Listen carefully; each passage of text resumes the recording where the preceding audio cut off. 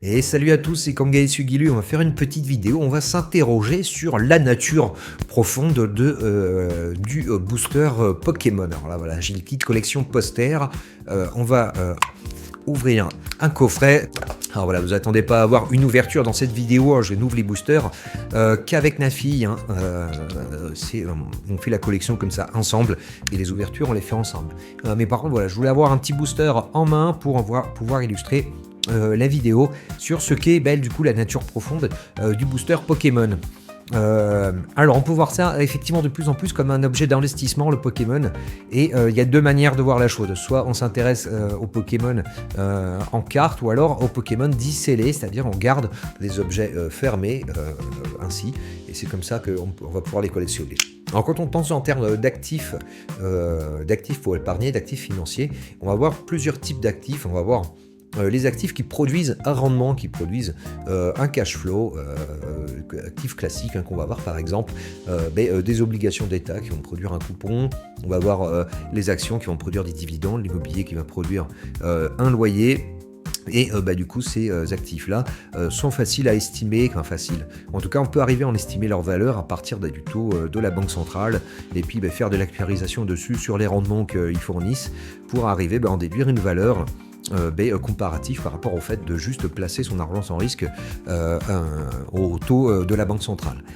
Donc ces actifs-là sont généralement les actifs préférés des gens parce que ils ont une valeur d'usage, enfin en tout cas ils génèrent un cash flow. Et après vous allez avoir d'autres types d'actifs qui eux ne génèrent pas de cash flow, qui contiennent leur propre valeur. L'actif classique que tout le monde connaît comme ça va être l'or, la pièce d'or. Alors là c'est un Napoléon, un petit Napoléon d'ailleurs, avec Napoléon empereur dessus, 1812. Voilà, donc l'or qui contient sa propre valeur, il va produire aucun rendement. Vous aurez la même chose avec l'argent. Alors ici il y a la reine d'Angleterre avec un petit kookaburra australien, ici on a un Liberty américain, un Liberty dollar, et là une panda chinoise. Ça c'est vraiment mes préférés, je les trouve vraiment très très belles ces pièces là. Et donc voilà, là on est sur des actifs qui vont contenir leur propre valeur et qui valent ce que les gens estiment qu'ils valent, hein. Donc le prix de l'or, de l'argent, ça vaut ce que les gens sont prêts à mettre dedans, considèrent que ça vaut. Là c'est vraiment ces actifs typiques qui ne produisent pas de cash flow mais qui contiennent leur propre valeur. Alors dans ces actifs là vous allez avoir ce qu'on appelle les actifs fongibles, c'est-à-dire si vous prenez par exemple un lingot d'or, avec une pièce ça marchera moins bien, mais si vous prenez un lingot d'or et que vous le coupez en deux, chaque partie de votre lingot d'or vaudra la moitié en gros de la valeur du lingot d'origine. Donc on peut les couper et la valeur comme ça peut se découper. Donc dans ces actifs fongibles, du coup on va trouver l'or, l'argent, le bitcoin également, qu'on peut considérer un peu comme ça, de la même manière, comme une sorte d'actif qui contient sa propre valeur. C'est une sorte d'or numérique, hein, et on va pouvoir couper le bitcoin en morceaux. Voilà, et là vous avez du coup les actifs fongibles, les matières premières également, enfin tout ce qui vaut pour son poids en fait, qui se mesure, on va dire, un peu au poids. Et après vous allez avoir les actifs non fongibles. Si vous prenez des actifs qui ont de la valeur comme une montre, une voiture de collection, une œuvre d'art, des bouteilles de vin et des boosters Pokémon, si vous amusez à les couper en deux, ça vaudra pas, chaque moitié vaudra pas la moitié du booster d'origine. Voilà, donc là on est sur de l'actif non fongible qui ne peut pas se découper. Également vous aurez ça en crypto avec ce qu'ils appellent des tokens, ce genre de choses. Donc voilà, le booster Pokémon, ça peut vraiment être considéré comme une sorte d'actif financier, enfin avec pas mal de guillemets, une sorte d'actif non fongible. Et plus le temps passe, plus je me dis que ce petit système-là est vraiment appelé à devenir le bitcoin en fait des actifs non fongibles, parce qu'il présente vraiment toutes les caractéristiques qui peuvent l'amener vraiment à percer. À savoir déjà les sommes dont on parle, dont il est question, c'est des sommes petites, accessibles à tout le monde, hein. Un booster c'est 6-7 euros, donc on est vraiment sur des sommes. La somme minimale d'investissement sur le booster est quand même relativement faible. En plus, c'est assez normalisé, il y a un nombre de séries qui est quand même bien identifié, limité dans le temps, et un nombre de produits également bien identifié. Et du coup, ça rend franchement l'objet très lisible, beaucoup plus, par exemple, que des bouteilles de vin ou des montres, qui sont des objets à la fois très chers et beaucoup moins lisibles, et donc forcément beaucoup plus nichés. En plus, voilà, avec Pokémon, ça parle à tout le monde. Tous ceux qui ont moins de 35 ans ont été confrontés à la licence. Hein. Ils ont vécu, quand ils étaient petits, à la frustration de ne pas pouvoir en ouvrir beaucoup, parce que les parents n'étaient pas prêts à mettre 6 € dans 10 petites cartes en carton. Voilà, bon, en même temps, ça se comprend, mais ces économies de la rareté artificielle, voilà, qui créent ce genre d'objet. Et donc du coup voilà, Pokémon, je pense que c'est vraiment un bon candidat pour devenir un peu le Bitcoin de l'objet de valeur, de réserve de valeur non fongible. Alors je pense surtout beaucoup aux boosters qu'on garde scellés, qu'on n'ouvre pas, parce que en plus le booster Pokémon a cette particularité d'être une sorte d'actif à double nature.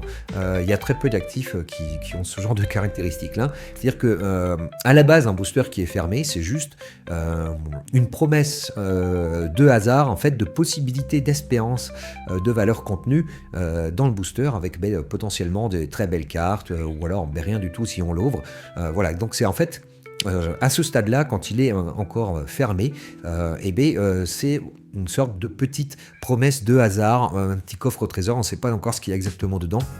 Et par contre, une fois qu'on l'ouvre, là on obtient 10 cartes, et là le hasard s'est cristallisé, on sait exactement quelles 10 cartes on a obtenues, et là par contre chacune des cartes va devenir une sorte de petit actif indépendant qui va avoir son propre cours, qui va évoluer indépendamment, et donc on a exactement la même matière au départ, hein. On a les 10 cartes qui sont contenues dans un emballage fermé, et cette même matière en fait va complètement se transformer en termes de type d'actif, d'un booster fermé qui va avoir sa propre évolution en termes de marché à 10 cartes différentes qui elles aussi vont avoir leur propre évolution. Et alors ce qui est intéressant aussi, c'est qu'avec le booster scellé, quand on l'ouvre, on cristallise du coup le contenu du booster et on peut pas revenir en arrière. Une fois qu'on a décellé un booster, on peut pas le receller. Voilà, c'est un peu comme l'entropie, ça peut aller que dans un sens. Et du coup, notre booster, c'est vraiment l'objet en fait rare dans Pokémon. C'est pas tellement les cartes, hein. D'ailleurs les cartes, il y en a de plus en plus d'ouvertes. Je regardais la vidéo de Rudy de Alpha Investment, une chaîne américaine que je vous conseille très fortement si vous maîtrisez bien l'américain, très intéressante, qui s'inquiétait du nombre de cartes en PSA 10. Qui sont à plusieurs dizaines de milliers, et ces cartes-là, qui souvent quand même à des très gros prix, sont en fait pas rares du tout, et ils s'inquiétaient du coup de l'évolution des prix de ces cartes-là, le jour où le marché va se retourner. Alors que le booster scellé, lui, ne peut que réduire en nombre, puisque au fur et à mesure que ces congénères sont ouverts, il y en a de moins en moins dans la nature. Donc voilà, le vrai objet, enfin le vrai... si on arrive à récupérer une carte ultra rare, ce sera quand même plus rare qu'un petit booster comme ça de base, qui est quand même très répandu.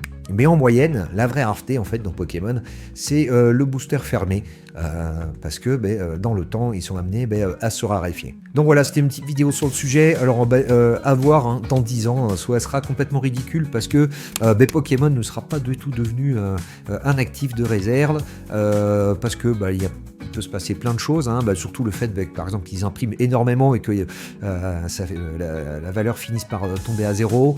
On peut aussi imaginer que la licence perd complètement de l'intérêt pour les gens, et puis que les gens s'en désintéressent totalement, et donc du coup voilà, il n'y a plus aucune désirabilité dans l'objet Pokémon.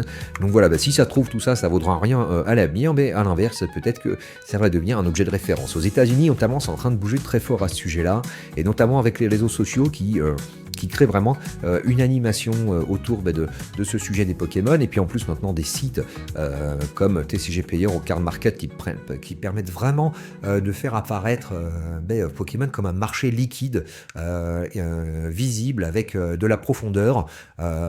Ça change vraiment quand même la nature du TCG. Voilà, donc moi personnellement j'y crois pas mal, hein, Pokémon. Alors bien sûr, faut pas être idiot, on met pas 100% de son patrimoine en Pokémon, mais ça peut être une diversification intéressante, mettre quelques pourcents de son patrimoine en Pokémon. Alors est-ce qu'on compte son patrimoine avec sa résidence principale ou pas, pour ceux qui ont la résidence principale? Moi j'aurais plutôt tendance à dire à exclure la résidence principale de ce pourcentage-là. Et voilà, 10% de son patrimoine liquide en Pokémon, c'est pas forcément idiot. Alors 10%, c'est parce que en plus, voilà, moi j'ai plutôt tendance à aller chercher cette somme-là parce que ça m'amuse beaucoup. Contrairement à d'autres types de placements, Pokémon, c'est quand même super drôle. Les objets sont rigolos, sont jolis, on peut faire ça en famille. Il y a de l'actualité autour, il y a des choses à suivre. C'est vraiment assez passionnant, assez intéressant. Donc voilà, Pokémon, le Bitcoin des actifs non fongibles à suivre. On verra si l'histoire donne raison à ça. Mais voilà, moi j'y crois pas mal et je pense que ça a beaucoup d'avenir. Voilà, c'était Kangasu qui lui, une petite vidéo un peu théorique sur le sujet des Pokémon. Et puis cette double nature, on a cet actif vraiment assez particulier qui, avec cette même matière, est capable de passer d'un état à l'autre. Voilà, j'espère que la vidéo vous aura intéressé.